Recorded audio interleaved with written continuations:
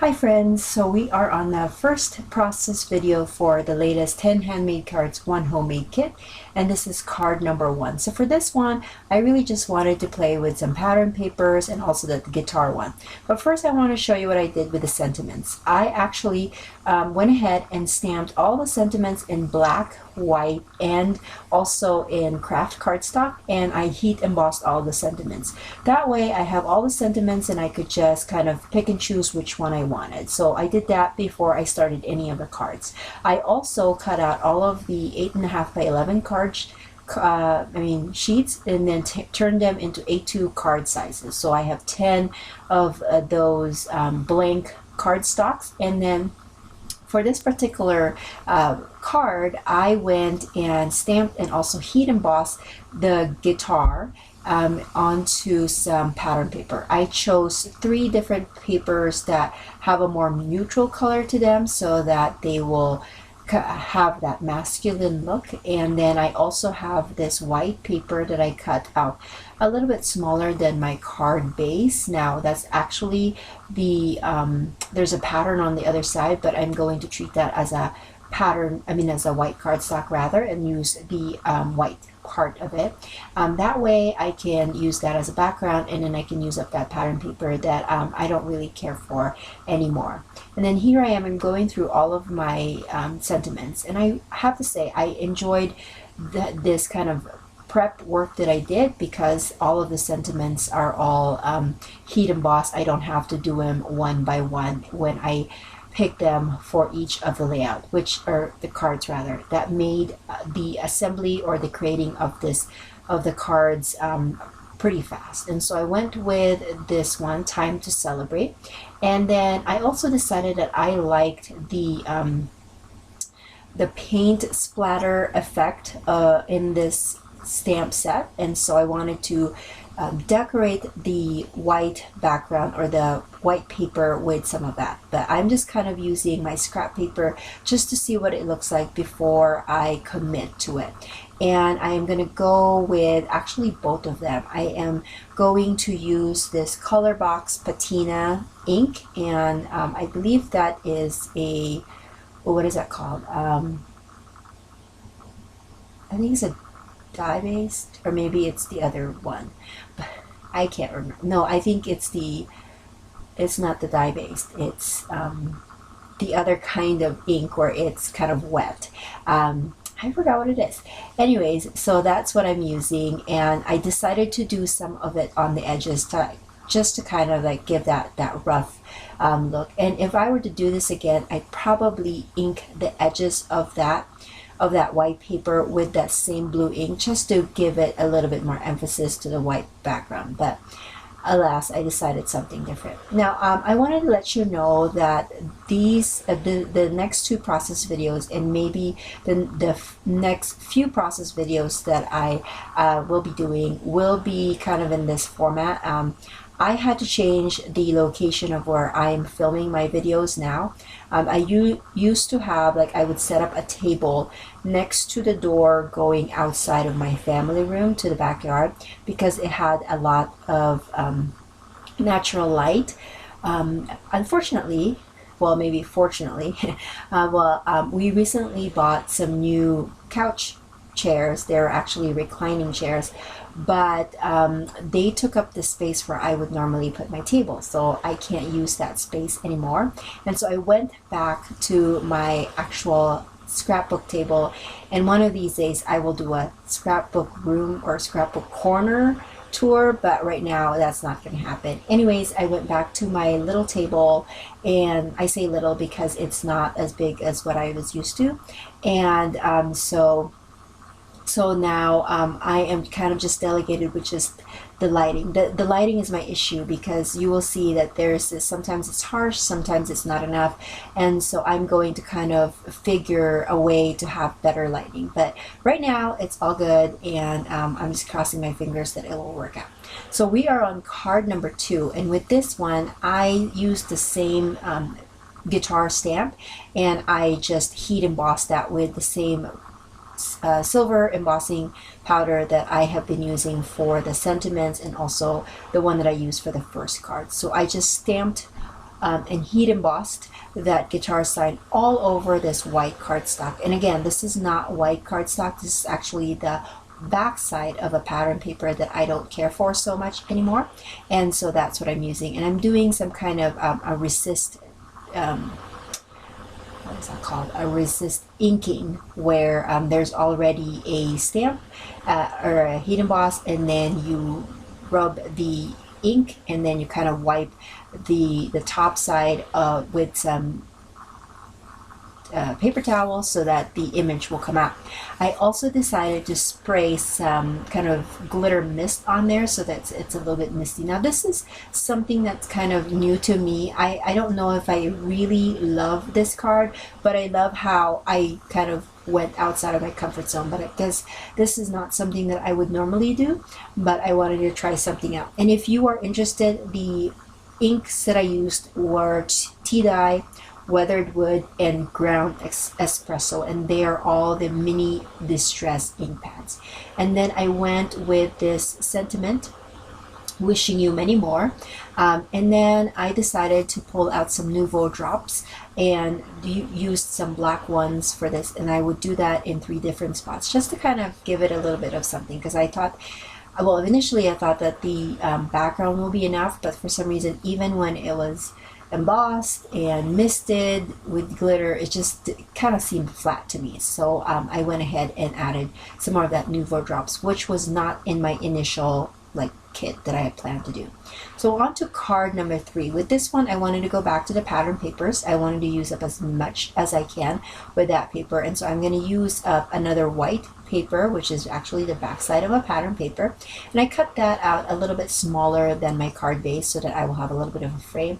And then I'm going to add these 1/2 inch strips of paper along with one I believe that's about a 2-inch strip of the dry embossed paper from Die Cuts with a View, and I'm going to put that at an angle. So I had put in double-sided paper on the white kind of frame, and then I'm just basically putting in all of these strips of paper at a diagonal. And I really didn't have a plan as far as how the pattern that I was going for. Initially I wanted to go with kind of a distinct pattern, but I don't know, for some reason that black strip kind of threw me off. I shouldn't have put that right off the bat because I didn't have any more of that to go on the bottom. But I will just kind of make the most of what I have. So I'm going to add whatever I can with this particular strips that I pre-cut, and then I will trim off the excess and then add those ones, or maybe add just another piece of stripe paper and then put that on the edges. And I think that will do it. I will add a little bit more adhesive to the edges because some of the parts don't have adhesive to that, and then I will just trim that off.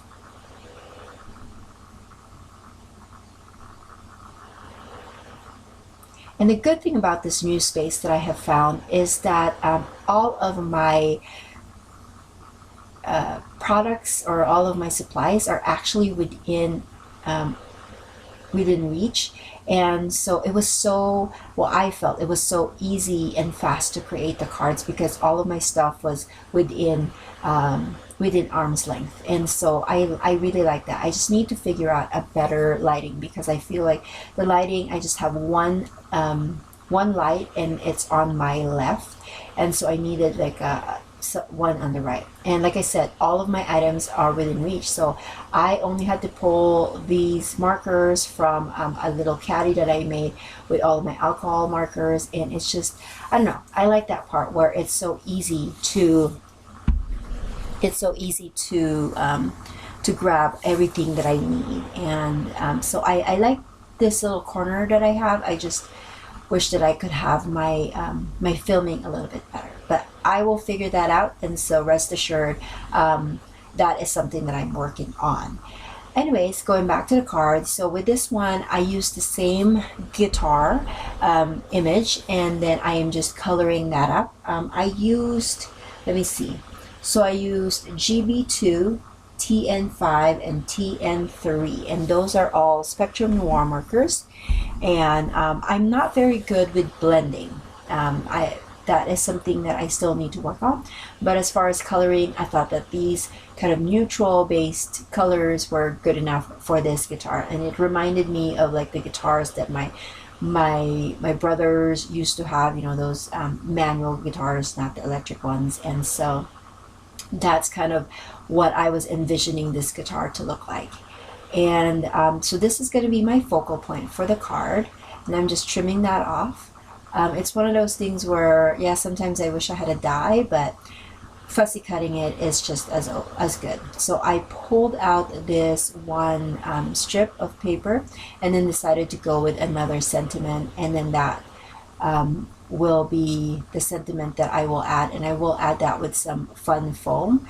I did add, my fun foam only had one side with adhesive, and so I would have to add one side with some like foam dots or mini dots from Glue Dots, and then adhere the side where it doesn't have adhesive to that glue dot, and then just peel off the adhesive part to go onto my card. And that's what I've been doing here. Now I have to say my fun foam is white, and so it was hard for me to sometimes I forget which side was the one with adhesive, and I would accidentally put the glue dot where the adhesive backing sheet were, and so I had to pull it out and then redo it. But thankfully, you know, the adhesive was not stuck on there really tight that it was hard for me to peel things off. But that's what I was doing for these particular cards. And so this card is almost done, but I remembered I had those brads that I wanted to use up for this kit. So I pulled that out and pulled out my pokey tool that was part of my very old Making Memories tin. I don't know if you guys still have yours, or if you've ever had that Making Memories tin that had all sorts of tools. It had the hammer, it had the little tool to make for eyelets, and then this pokey tool. I still have that, and I don't use the other stuff anymore because I rarely use an eyelet in any of my scrapbooking or card making, but I use this little pokey tool a lot, especially when I don't have fingernails to help me peel off like adhesive or something like that. Now we're going to go on to card number 4, and this one is pretty simple. I just wanted to go back to those dry embossed paper from Die Cuts with a View, and then I'm going to add a few more strips of pattern paper to kind of finish the look, and then a sentiment strip. So that's basically what this card is. It's pretty simple, and that was one of the things that I have to say I struggled a lot with this, making this card set, because I wanted it to be masculine.